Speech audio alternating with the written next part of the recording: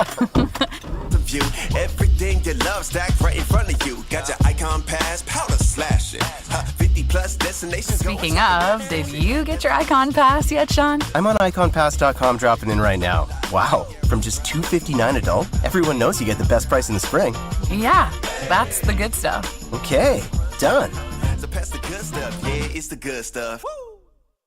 And now a special motorcycle weather report from Progressive. And today, expect mostly sunny conditions with a high on life that can only come from cruising down the road on two wheels. Kids will wave, dogs will bark, and cyclists in padded shorts will instantly regret their chosen mode of transportation. Whereas you, on the other hand, will look super duper cool. Back to you in the studio. This has been a special motorcycle weather report from Progressive, where every day's a beautiful day to ride with coverage from America's #1 motorcycle insurer. Get a quote today and see what you could save. Progressive Casualty Insurance Company and affiliates.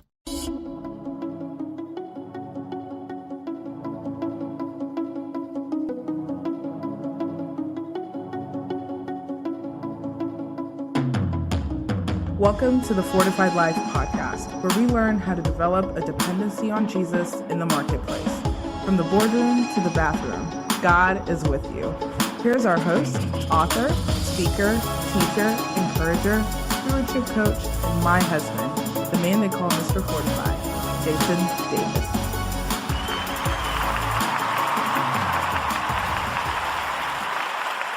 Hey, what's going on, everybody? Welcome back for another episode of the Fortified Life podcast. I'm your host, Jason Davis, aka Mr. Fortify.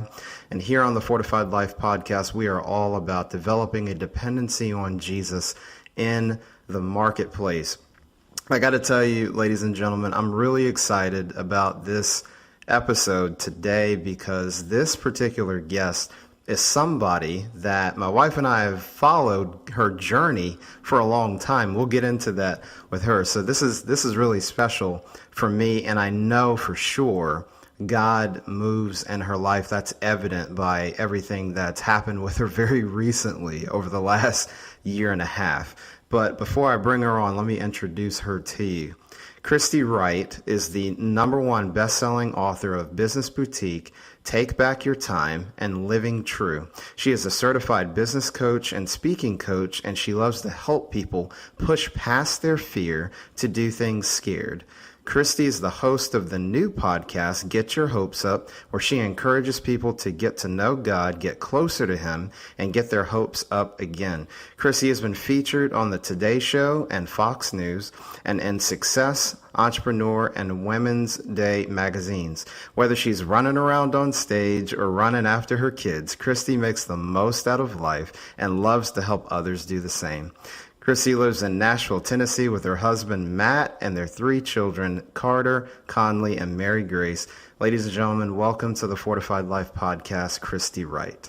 Hey, thanks for having me. I'm so excited about this. Absolutely, Christy. It's awesome to have you on the show.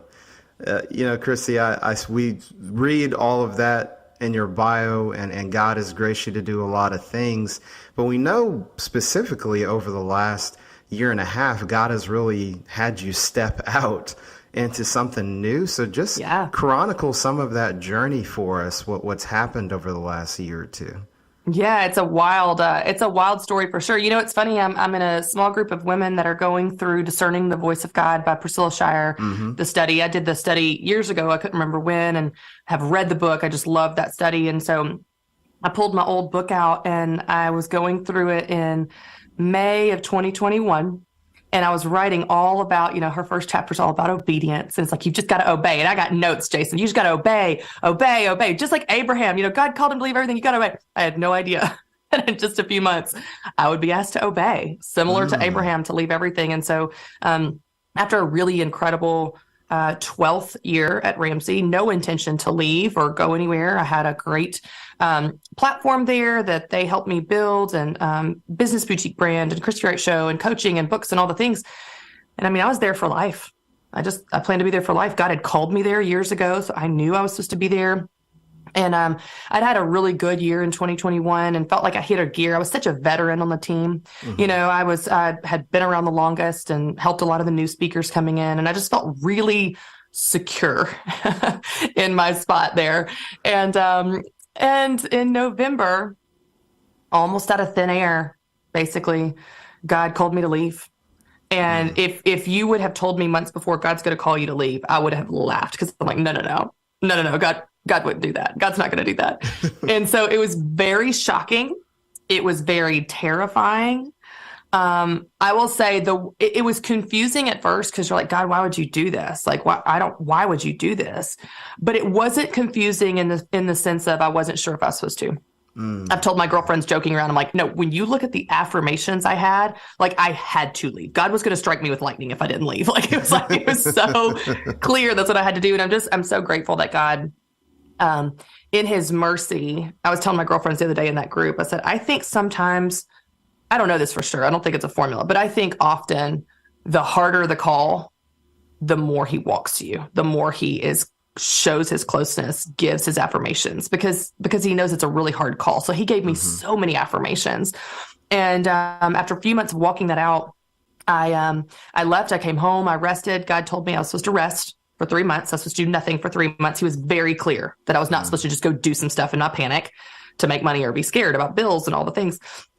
And so I just rested and I stayed home, and was still in seminary classes at the time, and still had help at the house at the time. We had a nanny for 5 years. And so it was just life as normal, other than that, walked away from my job. I tried to keep everything else steady, to really process that and grieve that, that was a grieving process. I was sad. And then one day in February, I woke up and I had this idea to train speakers. And it was one of those things where at first I was kind of like, is this my idea or God's idea? Am I just trying to go do something again? Like, I'm an entrepreneurial. But the idea just kept growing and growing, so much so that night I told my husband, hey, I feel free to go build this. I think I'm supposed to do this.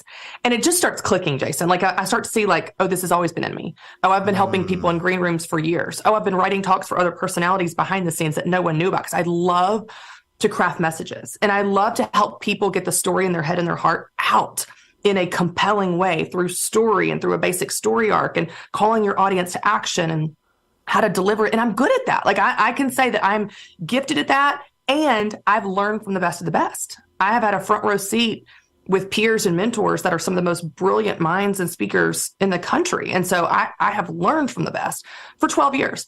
So it just starts making sense that I'm supposed to do this. I mean, it just starts like clicking, like, this is the thing. And then I start getting all those affirmations, one day after another. It's like in my face. One day, in fact, I was doing a post for my seminary class. It was Old Testament, and it was on Jeremiah. And so I go to Jeremiah in the Bible to start to like kind of pull some verses for my homework. And my eyes go to Jeremiah 1:6. And it's where God calls Jeremiah to be a prophet.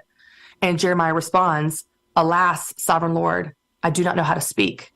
And the words jumped off the page at me. You know that feeling, where you read something and the Holy Spirit is like, this is for you. It was like a neon, And the Lord spoke to me and he said, Christy, there are a lot of people that I'm going to use that don't know how to speak. You're going to teach them. And chills went up my arm, and I was like, this is the thing. I knew when I left, God was going to give me the thing. I knew I'm still called to speak and preach and write. Like, those are the things I've been doing that I'll continue to do. But I knew there was something he hadn't told me yet when I left. And I even said that on the last episode of the Christy Wright Show. And so I thought, this is the thing. So I go back to the calendar and I'm like, what was that random Thursday where I wake up and the moment I'm conscious, I have this idea to train speakers? And it was February 24th. And I go back on the calendar 3 months, because God told me 3 months. And I knew it was going to be 3 months to the day. For some reason, he just said 3 months. But I didn't know when that started. And I didn't know when it ended, right? It's a long process of walking this whole thing out. So I go back to the calendar. And 3 months from February 24th, the day that I had the idea to train speakers, was November 24th. It was the Wednesday before Thanksgiving when I sent an email to Dave Ramsey's assistant letting her know I needed to meet with him, which I don't do. That was the day I obeyed and took action on the call to leave, where there was no turning back. It was the first domino that knocked over all the dominoes. It was the day I obeyed. And 3 months to the day, God dropped in my spirit the idea of what I'm supposed to do next. So my conviction and passion and confidence and authority in this new space of speaker training, I'm like, this is what God's asked me to do. So I know I'm in his lane. And what's really cool, Jason, and I think we all do this, a lot of times we're so heads down in our own life of like, God, what do you want me to do? And how are you going to make a way for me? And how are you going to help me pay my bills? So as God gives me this idea, my first thought, in full honesty, right? Me being blunt, my first thought is, oh, how kind of God to make a way for me. How kind of God to carve out a path for me to create an income for my family that honors Ramsey, right? Like that was a narrow lane, and God carved it out. How good of God to take care of me. And then in August, when I start putting out my course, Stop Winging It Speaker Training, and my coaching and my resources like a free mini book, when I start putting this stuff out there, everyone is going, this is an answer to my prayer. Wow. Because God's been calling me to speak, and I keep telling God, I don't know how. And so you saying, hey, I'm training speakers is an answer to my call. And isn't it like God to always work us all together, to always have multiple purposes that weave together for his good and his work in the kingdom? And so it's just, so now that's what I'm doing. I've got a new podcast called Get Your Hopes Up. And I'm still encouraging people towards Jesus, which I'll always do no matter what I do.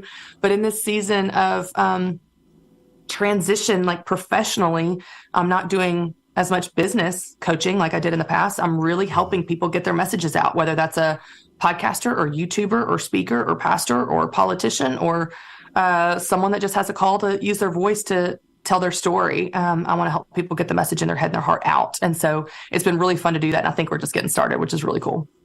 Wow, Christy, that is exciting, exhilarating, and it's just evident what God is doing in your life. When especially, Christy, what came to mind, you had been there 12 years and then God tells you to rest for 3 months. And I'm just, the imagery is just hitting me from scripture. Like, wow, really 12 and 3, Lord? That sounds about right. I mean, those numbers are biblical numbers. Someone sent me a message on Instagram after I posted that I've been there 12 years. They said 12 is a biblical number. Like, it's this number of completion. 12 is something. And then 3, we know the 3 months the Israelites wandered in the desert until they get to Mount Sinai at 3 months to the day when they got the law of Moses. And I'm just like, you just see all, yes. I mean, I got chills even as I was thinking about, like, God is like to the day. He's so in the details of timing of things, you know? Yeah. Christy, what I love about your story is we're talking about what you're doing professionally, but what's interwoven in between that is you listening to God and talking to God.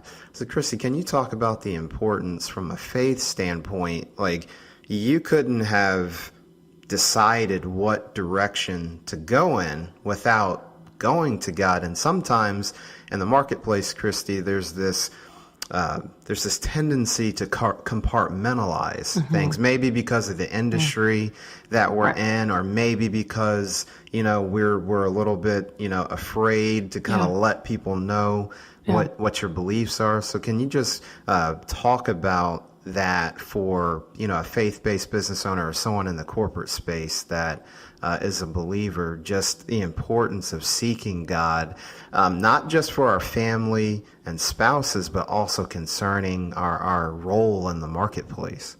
Yeah. I like to dig into sometimes why we do what we do. And I get that, because you're exactly right. People do that. And so then I just think, like, okay, why? Like, why do we compartmentalize? Why do we think that God is not concerned with the affairs of our business or our career or our promotion or our bills or our mortgage or what? Like, why do we think that? I'm like, okay, on the one hand, we think that maybe God's too busy. Like, he's just too concerned with healing cancer. He doesn't actually care about the tactical, practical affairs of our life, which we know is not true. I love the quote by, I think it was Elizabeth Elliot, that said, if you believe in a God that controls the big things, you must believe in a God that controls the small things. It is we, of course, to whom things seem big or small. And if anybody listening right now has never experienced God interfere in a holy, supernatural, incredible way with the practical affairs of your life, challenge him. Ask him to show up in that meeting that's coming up today. Ask him to show up for that house you're going to put an offer on. Ask him to show up for something so tactical, a bill that needs to be paid. And then when he does, you will learn something about his character, and it will bolster your faith, and you will learn to go back to him for the practical needs of your life, because believe it or not, he actually does care about the practical needs of our life, of our lives. The second thing that I think that keeps us from keeping God out of things is we think arrogantly we can do it better. Right. We're like, okay, God, I know you're God and all, but I don't know if you know, but I'm really good at solving problems, or I know my industry. Like, you see this since the beginning of time. You look at the Bible and you just go, like, the pattern in the Bible is just how arrogant people were, like how they thought they could do it better. They could do it without God, that they knew something God didn't know. They had some problem God couldn't solve. The Israelites whine and complain over and over and over again. And then we look at them and go, y'all are idiots. He was faithful to you 100 million times and you're doubting him on the next day. And then I go, oh man, that's me, right? Isn't that me? It's like he's faithful my whole life. And they're like, oh God, I don't know. What about this year? And so I think that if we can just root ourselves back in the truths of God, and that's the truth we learn from Scripture, the truth we look from our history of his faithfulness, we can go, okay, he's God and I'm not. And he knows everything and he can do anything. We either believe that or we don't. Yeah. We might stitch it on a pillow and then in real life, we don't go to him for anything. I just right before we hopped on to record this, I recorded a reel on my phone and saved it as a draft to finish editing after our conversation. But I said, you know, it's January, end of January at the time of this recording, and you've already given up on your goal. And it's not because it's not a good goal. It's not because you're not hardworking. It's not because you're lazy or unmotivated. It's because you don't see how it's possible. And the reality is, with God, anything is possible. How did God respond to Sarah when she laughed at the promise because she doubted him? He said, is anything too hard for the Lord? Right. And so I just encourage people to go, no, remind yourself of who God is as you see his attention to detail and his involvement with the affairs of the world through history in the Bible, and consider that he might be able to be that involved with you and challenge him. And I don't mean like test him in like an arrogant way. I mean like go to him and go, God, I've got you in a box. And in this box, you don't help with these things. So I want you to bust out of this box I've put you in my mind. And I want you to help me with this parent-teacher meeting with my child, or this goal that I have, or this bill that I need to pay. Like, will you show me how you care about those things? Because I'll tell you, let me tell you one story as an example, okay? One story. Because sometimes for me, Jason, what I do is I have to get to a dead end before I go to God. That's just true. That's still real time. I'm so hard-headed. I'm going to do it myself. I think I'm really smart at solving problems. And I just like, it's a last resort, even though we know it shouldn't be, blah, blah, blah. So this was years ago, okay, at Ramsey. This is our old Ramsey story. Years ago, when I was very first getting started, we knew that I was going to help women start businesses. That was the story of my mom. I was a business coach, yada, yada, yada.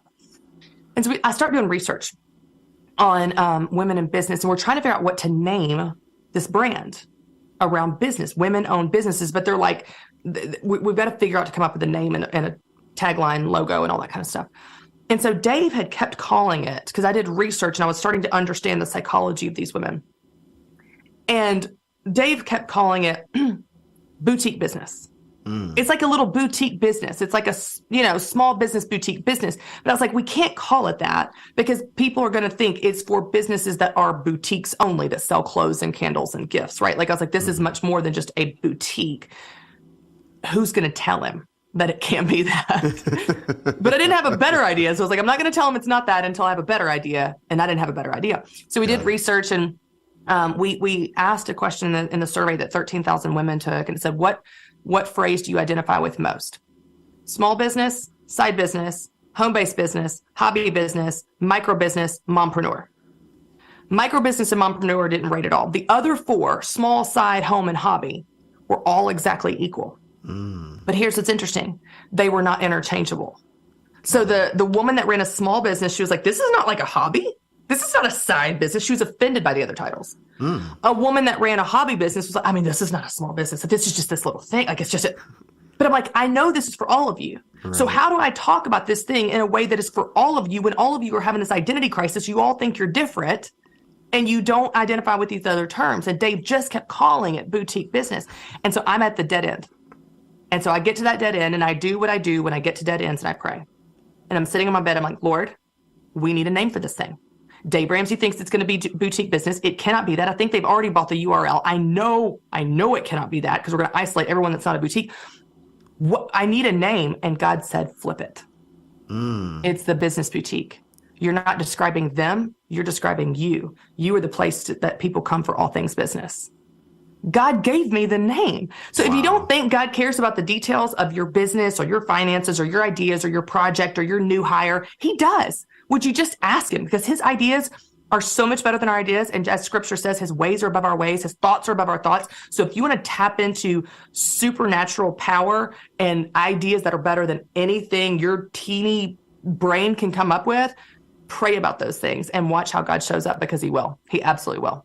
I love that story, Christy, and I can definitely identify on a lot of that, whether it's naming conventions or ideas, or I call them Holy Spirit downloads in the moment, just supernatural insight. And that's very real day to day if we would just trust him and spend time with him. It's amazing. It's funny. As we were talking about us leaving Ramsey, one of the right before I left in like beginning of November of 21, I had an all-day planning meeting with my team to plan out like the next 2 years, because for the first time in my life, everything I'd ever done had wrapped up and we had a clean slate. I just kept saying, I got a clean slate. I got a clean slate next year, because that never happens. Everything had a perfect bow on it. And it was time to plan the next 2 years, because we always plan way out. And I go to this meeting, and we're just not coming up with any ideas. Like, the ideas are going on the board, but they're not good, and they don't feel powerful. They don't feel right. And I just stopped the team. I'm like, guys, we need to pray. These are not the right ideas. And so we pray, and we just keep coming up with ideas, but none of the right ideas. And I'll leave there, and I'm like, we got to have another meeting, because God didn't give us the ideas. He didn't give us the ideas of what we're supposed to do in the next 2 years. And maybe we didn't have the right people in the room, but we didn't get it. You know when you got it, and you know when you don't, and we didn't get it. And then when God spoke to me a couple weeks later, as he's calling me to leave, he said, it was 3 a.m, and he's speaking to me, and he said, Christy, I did not give you vision there because your purpose is not there anymore. He didn't give me vision in the meeting. So even the absence of his vision was him directing me. Yeah, isn't that wild? That is wild. My goodness. I love that. Christy, as you've stepped out into what God has called you to do concerning helping people speak, and I love that passage from Jeremiah. When you're working with people, Christy, and I know you're a big fan of, hey, do it scared and let's move, you hear faith over fear a lot. But then there's some practical things, Christy. Yeah. What have you noticed, like, oh my gosh, I'm speaking, I'm a speaker, what do? I have a presentation. Like, as people step into that, what is some of the advice and wisdom that you give as people go into a presentation where their mind is blank? And I'm sure you probably had people in coaching sessions, Christy, help me. They want me to speak and I have no idea where the heck to get started. Yeah, I love that. So I'll give you two parts to it. The first part is this. Often when people think about speaking or presenting, they start with themselves. What do I want to say? And you're not going to win if you start with what you want to say. It's okay if that's a factor, because you need to speak from expertise in your story and your experience. That obviously needs to be considered, but that is not what drives the talk. What drives the talk is, what does the audience need to hear? And that's going to make all the difference in the world, where you begin to connect with them on pain points that they have and problems that they have that you're going to solve through your talk, because then everything you say is for their benefit. And let's just have a quick timeout here, Jason. So many speakers get on stage, get behind microphones, and all they think about is, what do I want to say? And what do I want to share? And it never connects with the audience, and it doesn't make the impact, because they're thinking about themselves. And the thing that I remind people of is, so this is basic psychology. I'm not a psychologist, obviously, but the way that our brain is wired for survival, all day, every day, we are filtering information through one simple question. What's in it for me? Why do I care? Think about scrolling social media. You, Jason, when you scroll social media, when I scroll social media, what do you stop on? You stop on things that do something for you. Exactly. You stop on things that interest you, that entertain you, that educate you. They do something for you. If there's something that does nothing for you, you scroll past it, because your brain goes, this doesn't apply to us, right? Your audience is doing the same thing. If you're not connecting what you care about to what they care about, your solutions to their problems, if you don't spend time to do that, their brain has checked you out. Yeah. They may be looking at you, but they're thinking about their to-do list. They may not even be looking at you. They may be looking at their phone or falling asleep. It's the reason your audience is not engaged, is because you're not crafting a talk where every word out of your mouth is for their benefit. It's an answer to the question their brain is thinking from a survival mindset. Why do I care? Every word out of your mouth answers it. Even the stories you tell, even the personal stories you tell, do something for them. It entertains them to keep them engaged, to drop that truth right after the story. And so there's purpose and intentionality in everything that we say and deliver. And the purpose and intentionality is for the benefit of the audience. It is what they need to hear. If there's anything that you want to say that they don't need to hear, it needs to get cut, because you're not there for you. You're there for them. You're not there for standing ovations. You're not there for applause. You're not there for good reviews. You're there for life change and transformation for them. And so everything you craft and do is for them. And the second thing that I would say, and this is really tactical, but I have, after doing this for a long time, but doing it intentionally as a business this last 6 months, it is something people genuinely need help with, Jason. Like, we don't know how to do this. Most people don't know how to do this. More people now than ever before have microphones, platforms, social media, YouTube channels. They're getting asked to speak, to be guests on podcasts, to be on stages, to lead Bible studies, to lead their business, to speak in front of a team. More people than ever. It's true. And none of them were trained. Right. Maybe you took an 8th grade speech class that told you the 3-point structure. Tell them what you're going to tell them, and then tell them what you told them. That's not what we do. That's not what we do. It's not more complicated than that in terms of difficulty, but it's more engaging than that. It's more personal and empathetic and entertaining. It's a story arc where you take people on a journey where they're on the edge of their seat because you unpack the problem that they have that makes them care about your solution. Then you give them that solution about what is possible about the future. Then you lead them to the action of what they're going to do about it to apply it to their life so that something actually moves and shifts and changes in their life because of your time in front of a mic. And so the structure that I give people is not more complicated than a 3-point structure, but it is more in tune with how our brains work from understanding story and being engaged and being interested. And I think people need to know that if you think you need help speaking or presenting or just talking in front of people, it doesn't mean you're a bad speaker. It just means you were never trained in this, which, by the way, no one was. You're in good company. We all need help. I love that, Christy, and you're right. Just there's more people than ever with platforms, and dare I say, Christy, it can come across very quickly. People message me all the time, Jason. They're like, "Can I sponsor my pastor to go through your course?" But here's the thing: the worst speakers don't know they're bad. That's what's so bad. The people that need my teaching the most would never sign up for my course. They're like, "Oh, I'm great." I'm like, congregation may not agree. You know. It's going back to that ego and arrogance you were talking about earlier, Chrissy. And sometimes we think because we communicate all of the time, it's like, but is that? So I love what you said about serving. How are you serving the audience? I want to come back to something that you really drove home, Christy. But I don't want the audience to miss this. And that is the power of storytelling. So just talk about, and I know you're a great storyteller. I love many of your stories, what we're talking about today and over the years. But can you talk about what is it that humans just connect so much with story? And then what is the, when you're figuring out how to put a story at a certain sequence, just what is the importance of that when you're doing a presentation or a talk?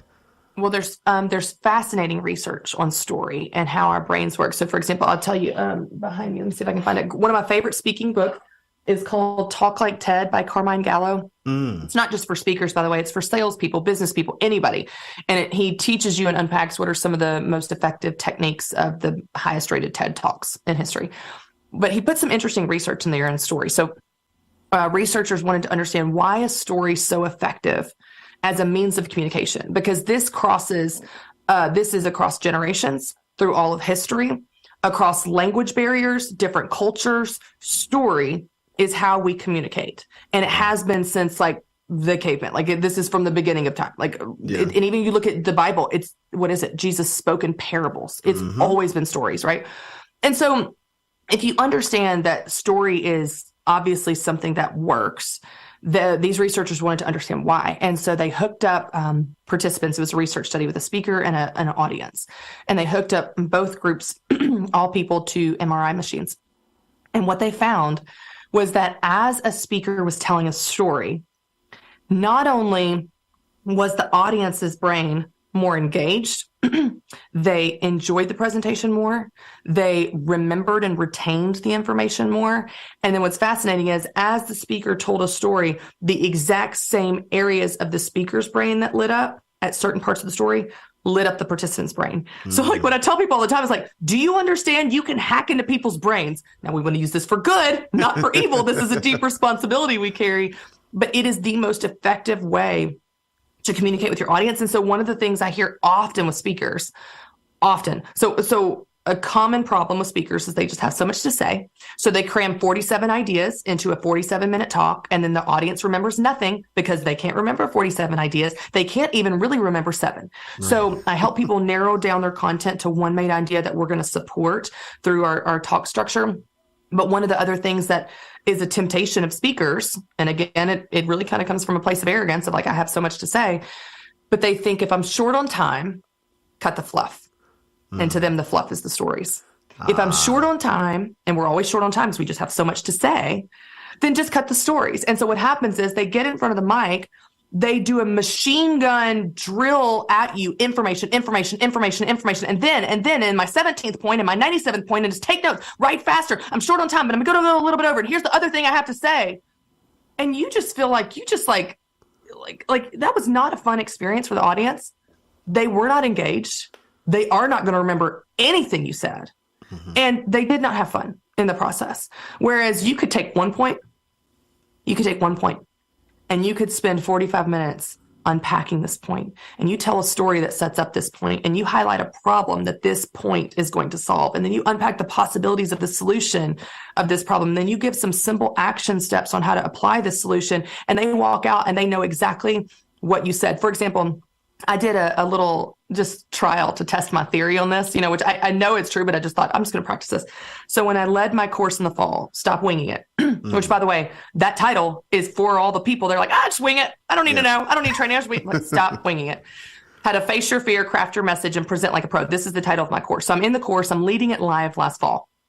And I'm teaching them this concept that when you have too many ideas, your audience doesn't remember any. You need one idea that you build out through this whole talk. I learned this, by the way, from Andy Stanley in his book, Communicating for a Change. He taught me this. This is not my idea, but it's brilliant and it works. So I said to my students, probably 100 people on the call that are on live on Zoom, I said, a lot of you have been with me a long time. You've been with me through my business boutique days, through Ramsey days. Like, you're not new to me. I said, what is the number one main point of my fear talk? The chat blew up. Do it scared. Blew up. What's the one thing? Because that's the one thing I say over and over and over. I tell you a story that sets it up of the Fox business. I unpack that fear is normal. You're never going to get over your fear. You've got to learn to do it while you're scared. Here's how you do it. You fake it till you feel it. The antidote to fear is action. The whole thing hinges on my one thesis statement of do it scared. You could do that for my life balance talk. I said, what is the one main thing of my life balance talk? Life balance is living from your values. Or life balance is doing the right things at the right time. Either one of those. I've had 2 versions of it over 12 years of teaching life balance. They know the one thing. Years later, they remember the one thing. And it's fast. So Donald Miller, he interviewed Andy Stanley for a podcast or vice versa. I can't remember. They were on a podcast together. And Donald Miller told a story about being at a college that he had spoken at like 10 years before. And he was talking to a guy and he was like, oh yeah. He's like, I was here years ago for a conference. And the guy goes, oh, I was here for that conference. Do you know who spoke? Andy Stanley. And he said, the number one thing we need to do is da-da-da-da-da. And Donald Miller goes, well, did you remember anyone else that spoke? Because he spoke at that. And the guy goes, no. And so Donald Miller was using this example. And he said, I realized something about you as a communicator, Andy. And he said, you, when you're on stage, you are leading the audience in an exercise in memorization. Let that sit for a second. You're leading the audience in an exercise in memorization. Because if you want people to freaking change their life as a result of your sermon or your talk or your podcast, then they need to know how to change their life. They need to know what you said when they walk away from the room. And so we've got to teach them in a way that takes one idea and lets it build out, lets it breathe, where people enjoy the process and lets it sink in. And the way that you do that, the way that it sticks is through stories that illustrate it, but also just a basic story arc of your talk, where you've got a problem, a solution, and an action. So every talk that I help people write follows that very simple structure, which is the story arc, which is how our brains understand information and remember information. That is gold, Christy. And folks, if you're listening, you are getting literally on air coaching and consulting. So I hope you are taking notes, because as Christy was talking about, Andy Stanley, love a lot of his stuff, especially being here in Atlanta. I've been to his church before, but you're going to remember some things from Christy's conversation today, months from now, years from now. So definitely take notes. Christy, before we get ready to wrap up, you yourself have your own podcast platform. So speaking of all the different communication mediums, you can do talks, and there's video and TV, but podcasts, podcasts, it seems like, Christy, whenever people are like, oh, it's another podcast, it's like podcasts blow up again, and there's just more getting created every day. So what is your podcast, Get Your Hopes Up, about? And just talk about just what God is doing on that show. Thank you. Yeah. My, a guy on my team back in 2016 came to me and said, I think we should start a podcast, a business boutique podcast. And I was like, okay, sure. Cool. Okay. Like, it was just like, whatever. Like, I didn't have this big strategy or dream. I just kind of went along with his idea. And what's interesting is it just really blew up. It really did well. Like, it connected with people in the tactical teaching. And over time, we kept building that out. It then turned into the Christy Wright Show in 2020, which was more faith and personal development in addition to business, in response to, like, people kept showing up for more than just business. And so we responded to that. And then when I left Ramsey, they had kept the show. It was their show. It was all their stuff. And so they kept all that. And honestly, I had been feeling a little burnout on the podcast. And so I was like, I kind of want to get off the content treadmill of having to maintain this and have guests every week and all the things. And so I had no desire to start a new one. And I was also resting as God told me to. In about 5 or 6 months into me being gone from Ramsey, God just dropped an idea in my heart of a faith-based podcast. And I got excited about it in a new way, a new energy, and it would be different. I just started to dream about it, that it would be shorter, about 20 minutes versus 45 or an hour, just the length of someone on their commute. Excuse me. It would just be me. It wouldn't be all the scheduling and logistics of guests. I may add that in the future, but just out of the gate, I wanted just simple, go in, batch some episodes and so on for my busy life. And I've always been on this kick ever since my devotional Living True came out in 2020. I guess it was 2020 or 2019. There's this story that I share of praying for a daughter after having 2 boys, and it's a pretty vulnerable story, but it was something God taught me about hope. And I was telling myself in church one day, I just don't want to get my hopes up. I don't want to get my hopes up. I just need to guard my heart. And God spoke to me in that moment, and he said, you never guard your heart with me. I know what to do with every desire I've given you, and I know what to do with every broken piece when you're disappointed. You may guard your heart with others, but you don't guard your heart with me. And get your hopes up. I'm the God of hope. So you get your hopes up. And so that story that I wrote about in my devotional is the heart of this podcast, because it's titled Get Your Hopes Up. And we live in a world, Jason, that tells you don't get your hopes up. It tells you don't get your hopes up. I'll believe it when I see it. I'm not a pessimist. I'm a realist. It just wants to shoot your faith down. And I actually heard Darius Daniels put something on Instagram recently where he said, the enemy is after your hope. If he can discourage you so much you don't have hope, you have no fuel for your faith, because Hebrews 11:1 says, now faith is confidence in what we hope for. So if he can discourage you so much you don't hope, you don't have faith. And without faith, it's impossible to please God. And so, like, oh my gosh, this is it. Like, the enemy is after our hope and our faith. And so I just want to create a podcast that hits that head on and says, and I even had to fight for that title, because I got some opposition through the years of like, oh, we can't say that. I was like, yeah, we can. I'm an Enneagram 8. Yeah, we can. Get your freaking hopes up. Romans 15:13 says, may the God of hope fill you with all joy and peace, so that you may trust in him, so that you may overflow with hope. These are God's words, not mine. Take it up with him. We're going to get our hopes up. So I get in there, I get bossy, I get excited, and I just help people get their hopes up.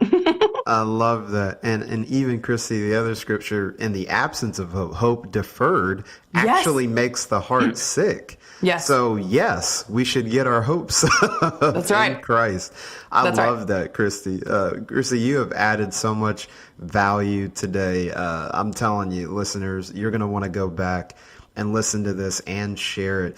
By now, Christy, people are, I'm sure, saying to themselves, how can I get in touch with Christy, where can I find her? So how can the listeners connect with you, Christy? Oh, thank you. Well, if you go to ChristyWright.com, that's all the things I'm up to. You can go to getyourhopesup.com. It takes you the same place, but the podcast is there. If you need help with discouragement, I've got an email series to help you get more encouraged. And then if you want to find out anything about speaker training, that's all there as well, from the course to the coaching to a free mini book, Top 10 Mistakes All Speakers Make and How to Avoid Them. So there's a bunch of resources, free, and courses and things coming up. So you can check out all that at ChristyWright.com. Love that. And folks, don't fear. We will have all of Christy's information in the show notes at fortifiedlifepodcast.com. So don't worry if you miss something. That's the beauty of technology and listening on demand. You can go back and rewind and feel free to go to the site for the show notes. Well, Christy, I want to thank you so much for coming on the podcast. I know I was blessed. I know the audience was blessed, and we'll have to do this again sometime soon. Absolutely. You're awesome, Jason. Thank you for being a light in this space and inviting me to come on with you. So Scott, happy to be here. Absolutely. Well, folks, that's all we have time for today. Remember, God is with you from the boardroom to the bathroom. We'll see you next time on the Fortified Life podcast.